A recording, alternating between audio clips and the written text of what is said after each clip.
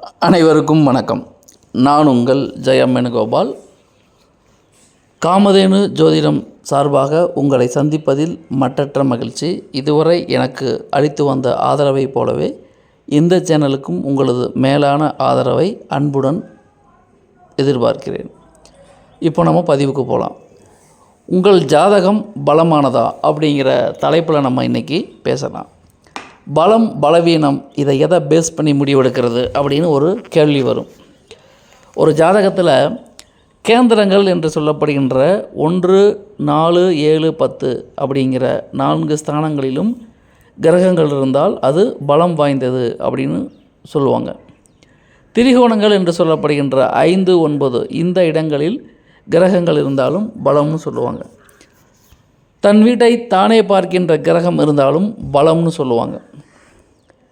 யோகியோட சாரத்தில் அதிகமான கிரகங்கள் இருந்தாலும் பலம்னு சொல்லுவாங்க.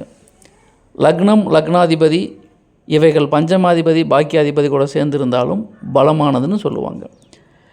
பலம்னு சொல்கிறதுக்கு எத்தனையோ காரணங்கள் இருக்குது. பொதுவாக 6, 8, 12 அதிகமான கிரகங்கள் இல்லாமல் லக்னாதிபதிக்கும் 6, 8, 12 அதிபதிகளுக்கும் தொடர்பே இல்லாமல் இருந்தால் கூட அது சிறப்பான பலனை தரும் அப்படிங்கிறதுல சந்தேகம் வேணாம்.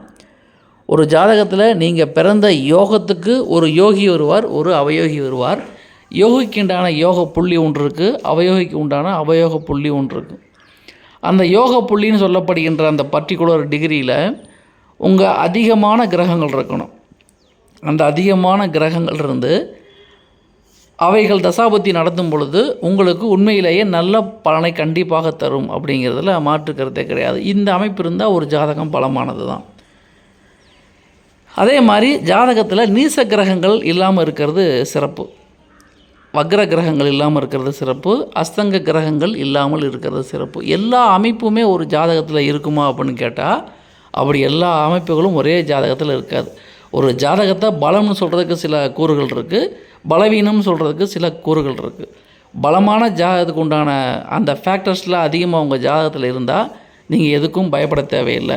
எல்லாத்துக்கும் விட ரொம்ப அடிப்படையான விஷயம் என்ன அப்படின்னு கேட்டால், ஒரு ஜாதகத்தில் லக்னாதிபதி மிகவும் பலம் பொருந்தியவராக இருக்க வேண்டும். அப்படி இருந்தால் உங்கள் ஜாதகத்தில் பிரச்சனைகள் இருந்தாலும் அந்த பிரச்சனைகளை தாண்டி மேலே வரக்கூடிய ஆற்றல் லக்னாதிபதி ஒருவருக்கு உண்டு அப்படிங்கிறத நாம் மறுப்பதற்கில்லை. அப்போது அடிப்படையான விஷயங்கள் நிறையா இருந்தாலுமே நம்ம தெரிஞ்சுக்க வேண்டிய ஒரு பொதுவான தகவல், ஒரு ஜாதகத்தில் லக்னாதிபதி, பஞ்சமாதிபதி, பாக்கியாதிபதி இவர்கள் மூவரும் நல்ல நிலைமையில் இருந்துவிட்டால் நிச்சயமாக உங்கள் ஜாதகம் பலம் வாய்ந்த ஜாதகம்தான். இவை பொதுவான தகவல்கள். நன்றி, வணக்கம்.